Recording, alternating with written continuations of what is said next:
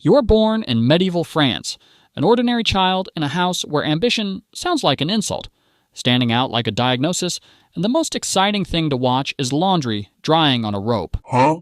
Your father is a farmer whose life follows the endless cycle of the seasons. In spring, he sows the fields. In summer, he works under the scorching sun. In autumn, he harvests whatever the land gives. And in winter, he watches over the livestock, hoping that frost and disease won't take everything he has struggled to grow. Your mother is a housekeeper. She has a sharp tongue and a heavy hand. From an early age, you understand one simple thing. When you stay silent, you are ignored. When you argue, you are punished. But when you joke, when you pull faces, when you make a fool of yourself, people smile. Laughter does not make them kinder, but you understand that being funny means surviving. One day, a royal procession arrives in the town. Not the king himself, of course. Kings do not travel to provincial backwaters. His people arrive instead, those who collect taxes, test loyalty, and search for talent. You come as well, because you are bored. Some important gentleman in an absurdly long cloak reads a decree. His voice is so pompous that it sounds as if he is announcing the end of the world rather than a new tax on chickens. You do not plan to do anything, honestly, but your hand rises on its own, copying his gestures. Your mouth twists, mirroring his smug expression. You step forward, puff out your chest, and proclaim an imaginary decree declaring that from now on everyone must walk backward on Tuesdays. The crowd explodes with laughter. Someone even drops a basket of apples. At that very moment, one of the courtiers pauses and fixes his gaze on you.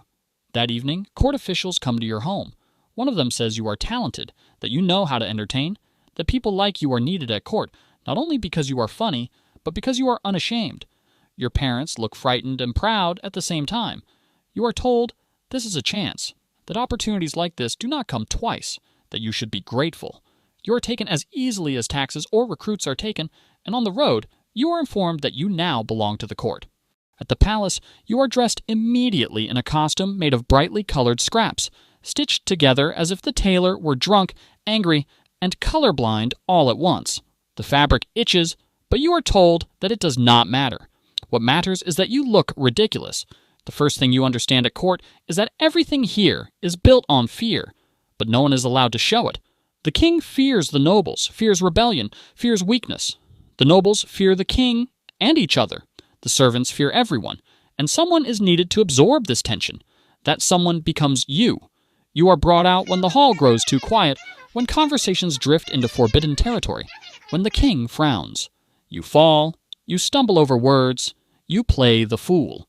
People laugh with relief. Laughter allows them to breathe. Your humiliation is their oxygen. If a joke fails, you are punished immediately, sometimes in front of everyone, sometimes later, in corridors where no one is watching. If a joke succeeds, punishment still follows, but now it is explained as care. You are told not to get arrogant, not to forget your place. They touch you without permission, pull your ears, slap the back of your head, checking whether you have begun to think too highly of yourself. You must laugh. If you do not laugh, it is insolence. If you laugh too sincerely, it is suspicious. You learn to laugh exactly as much as is expected of you. You live in the palace, but you have no rights there. You eat after the feasts, when the grease has already cooled on the dishes. You sleep where you are allowed, sometimes near the kitchens, sometimes in storerooms. You own nothing. Everything on you belongs to the court, including your body. You notice other jesters, old ones with trembling hands and empty eyes, those who were once funny and later became inconvenient. They are invited less and less, then they disappear. No one asks where they went. Here, disappearance is a normal part of the workflow. Years pass. You become more cautious, colder, more precise. You no longer improvise. You read the hall's mood like a sentence. You know when you are allowed to breathe and when it is better not to draw attention at all. Then the king changes. The new ruler laughs differently. He prefers different jokes. Old tricks no longer work. You are told that you are outdated, that you are too dark, that you ruin the mood. They demand greater humiliation, greater pain, greater exposure.